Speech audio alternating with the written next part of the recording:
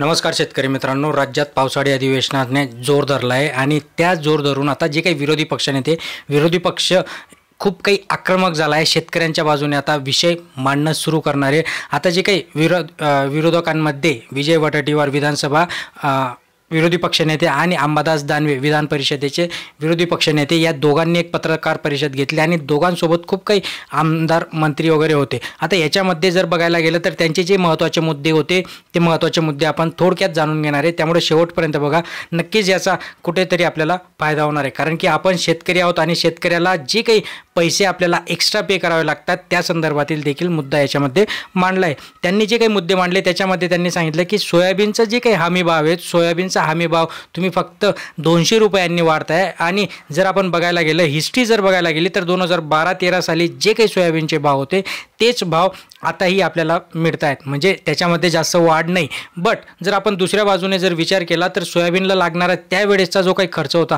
आणि आत्ताचा जो काही खर्च आहे तो जवळपास 3 ते 4 पटीने वाढला आहे. मग शेतकऱ्याच्या सोयाबीनला भाव का मिळत नाही आहे? नंतर मित्रांनो त्यांनी सांगितलं की जे काही त्यांनी सरकारने सांगितलं की आम्ही शेतकऱ्यांच्या हमीभावामध्ये 1.5 पटाने वाढ करणार आहोत. बट पाठपुरावा करणार कोण? जे काही आपलं राज्य सरकार आहे, राज्य सरकारने केंद्र सरकारकडे पाठपुरावा करावा लागतो आणि तो पाठपुरावा करण्यामध्ये हे जे काही आपलं राज्य सरकार आहे म्हणजे महायुतीचं सरकार आहे, हे महायुतीचं सरकार कुठेतरी कमी पडते आणि त्यांना आम्ही नक्कीच याच्यासाठी प्रश्न विचारू, त्यांना जाब विचारू का तुमच्याकडून या गोष्टी होत नाही. हे सरकार तर तुमचं जे तुम्ही इथे वर बसलात, खुर्चीवर बसलात आणि मग शेतकऱ्यांच्या बाजूने तुम्ही का विचार करू शकत नाही, या सगळ्या गोष्टींवर त्यांनी जोर दिला आणि ते आपण पुढे जे काही अधिवेशन होणार आहे त्या अधिवेशनमध्ये हे विषय मांडणार आहोत. नेक्स्ट पॉईंट त्यांनी सांगितलं की जे काही कृषी मूल्य आयोगाची बैठक होती त्या बैठकीला पहिल्यांदाच महाराष्ट्राचे मुख्यमंत्री म्हणजेच एकनाथरावजी शिंदे हे गेले असताना एकनाथरावजी शिंदे यांनी केंद्र सरकार म्हणजेच पंतप्रधानांकडे किंवा कृषी मंत्र्यांकडे जी काही मागणी करायला पाहिजे होती सोयाबीनच्या भाववाढी संदर्भात,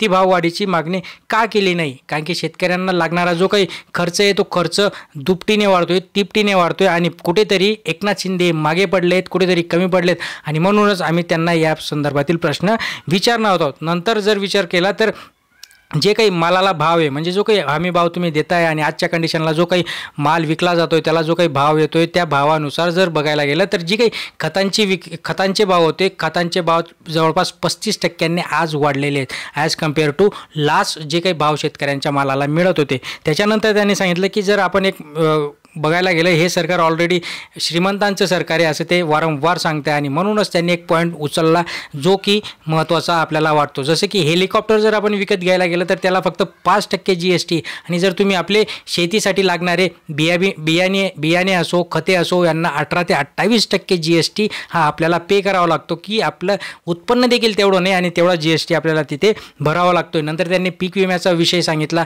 नंतर त्यांनी महत्त्वाचा विषय मांडला तो म्हणजे कांद्याचा. जर गुजरातमधील पांढरा कांदा हा निर्यात बंदी उठू शकते तर महाराष्ट्रातील लाल कांद्याला निर्यात बंदी उठवायला यांना 1 ते 1.5 महिना का लागला आणि मग इथे पार्शॅलिटी होते राज्य टू राज्य, म्हणजे यांचं गुजरातवर जास्त प्रेम आहे आणि महाराष्ट्रावर कमी प्रेम आहे. असे कापूस विषय असो, तूर असो, सगळे विषय त्यांनी सांगितलेत की हे सगळे विषय आम्ही इथे मांडणार आहोत आणि याच्यावरनं आता खूप काही गदारोळ होणार आहे पण याचा नक्कीच फायदा आपल्या शेतकऱ्यांना होणार आहे.